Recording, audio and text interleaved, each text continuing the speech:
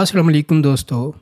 17 نومبر 1922 وہ تاریخ تھی جب ترکی میں عملاً خلافت کا خاتمہ ہوا۔ اس کے صرف 3 دن بعد 20 نومبر ہماری تاریخ کا وہ سیاہ دن تھا جب اسلام کے نام سے الرجک دشمنوں نے اسے ملیا میٹ کرنے کے لیے لوزان کانفرنس منعقد کی۔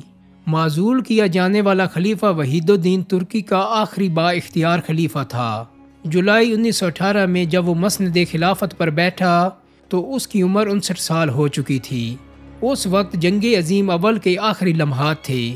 اس نئے کرسی نشین کی آنکھوں کے سامنے ترکی دم توڑ رہا تھا۔ جنگ عظیم کا ہولناک انجام سامنے تھا۔ ترکی کے واحد اتحادی جرمنی کو شکست ہو گئی تھی۔ عرب شام اور عراق ہاتھوں سے نکل چکے تھے۔ شمالی شام اور جنوبی ترکی پر فرانس کی فوجیں قابض ہو گئی تھی۔ استنبول اور اناطولیہ کے کچھ اضلاع کے سوا کچھ بھی نہیں بچا تھا۔ ترکی کے پاس ہتھیار ڈالنے کے سوا کوئی چارہ نہ تھا۔ 30 اکتوبر 1918 کو عارضی جنگ بندی طے ہو گئی۔ ایسے میں برطانوی جنرل لیبنی استنبول پہنچا اور خلیفہ وحید الدین سے گفتگو کے دوران ترک فوج کے جرنیل مصطفیٰ کمال پر اعتماد کا اظہار کرتے ہوئے مطالبہ کیا کہ 6ٹی آرمی کور کی کمان مصطفیٰ کمال کو دی جائے۔ خلیفہ کے سامنے اس وقت سب سے بڑی آزمائش کسی طرح ترکی کو بچانا تھا، جس کے اہم ترین سیلی نکات حتیٰ کہ دارالخلافہ پر بھی اتحادی افواج کھڑی تھیں۔ خلیفہ نے جب دیکھا کہ اتحادی بھی مصطفیٰ کمال پر اعتماد کرتے ہیں تو اس بحران سے نکلنے کے لیے اسے ایک عجیب تدبیر سوچی۔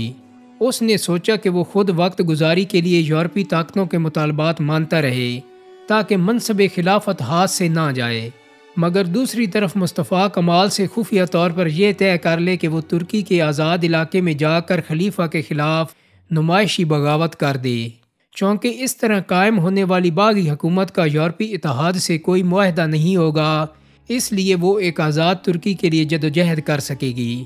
یورپی اتحاد اس تحریک کو نظر انداز نہیں کر سکے گا اور اسے مجبور ہو کر صلح کی شرائط نرم کرنا پڑیں گی۔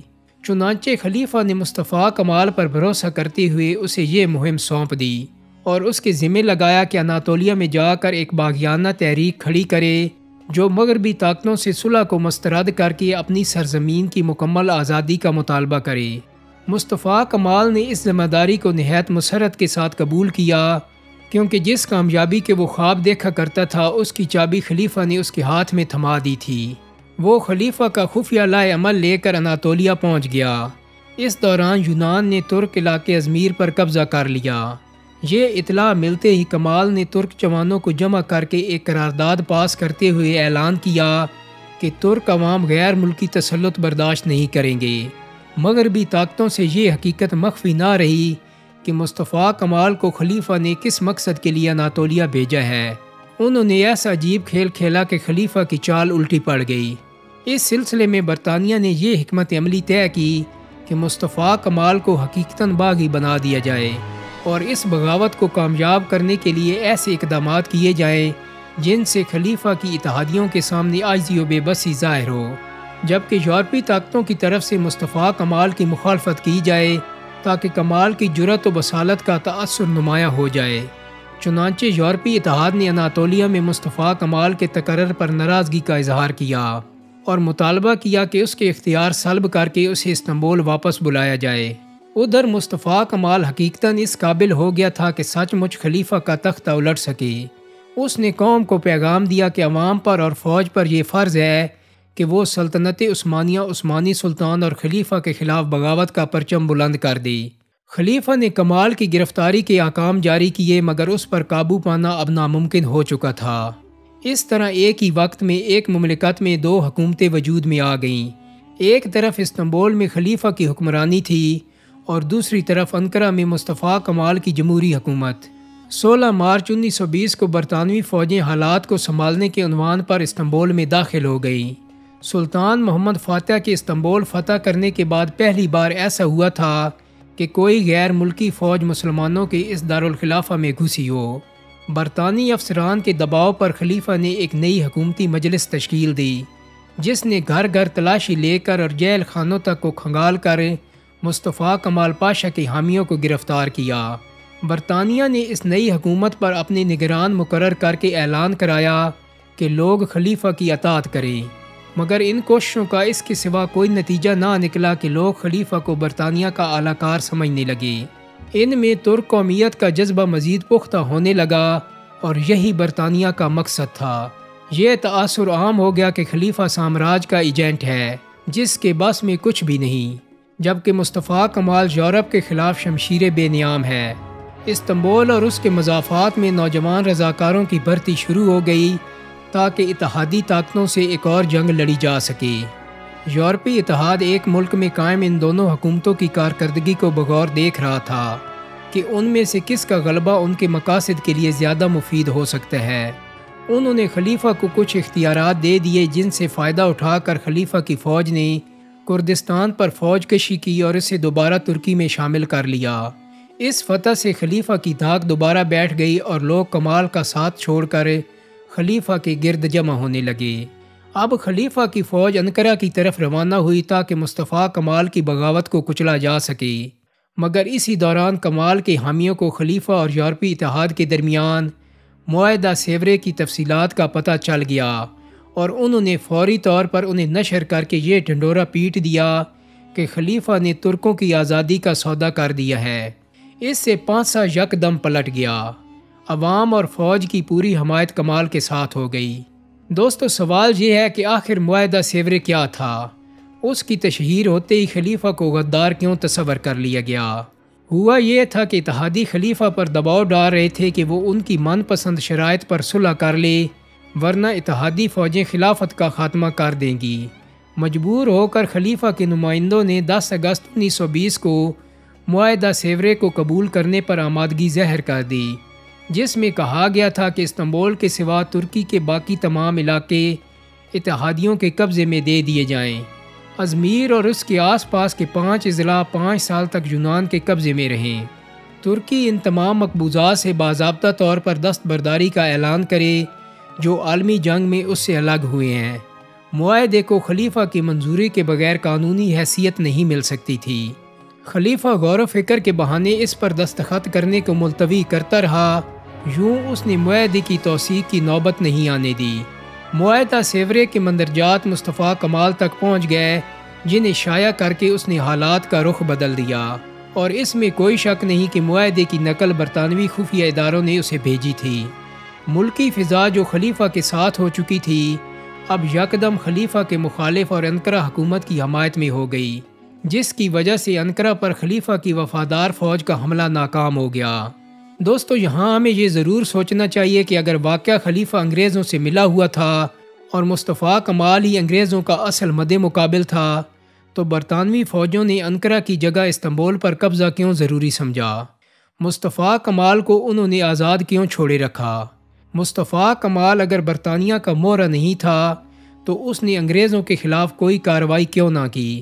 انقرہ کی فوجیں فرانسیسیوں، اطالویوں اور یونانیوں کے مقابلے میں ضرور کھڑی ہوئیں، جس سے مصطفیٰ کمال کی حب الوطنی اور جرأت و بصالت کا چرچا ہوا اور اسے عوامی اعتماد نصیب ہوا، مگر اس نے برطانیہ سے نبرد آزما ہونے کی کبھی کوئی کوشش نہیں کی، جبکہ استنبول پر جو ترکوں کا سب سے اہم مقام تھا اس پر صرف برطانوی فوجیں حملہ آور ہوئی تھیں۔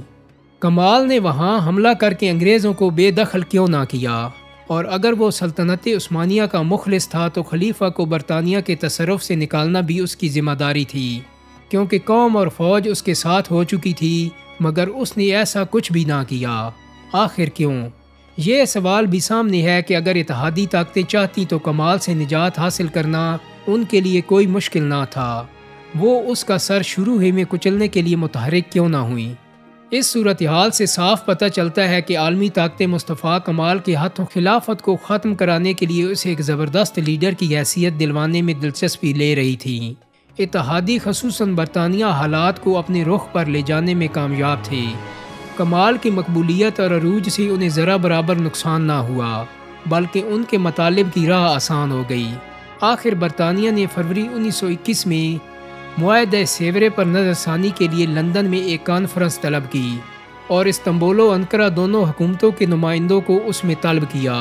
اس میں ساری بات مصطفیٰ کمال کے وزراء سے طے کی گئی، حالانکہ دنیا جانتی تھی جنگ عظیم کا فریق سلطنت عثمانیہ تھی اور اتحادیوں کے ساتھ صلح کے معاملات طے کرنا بھی اس کا حق تھا۔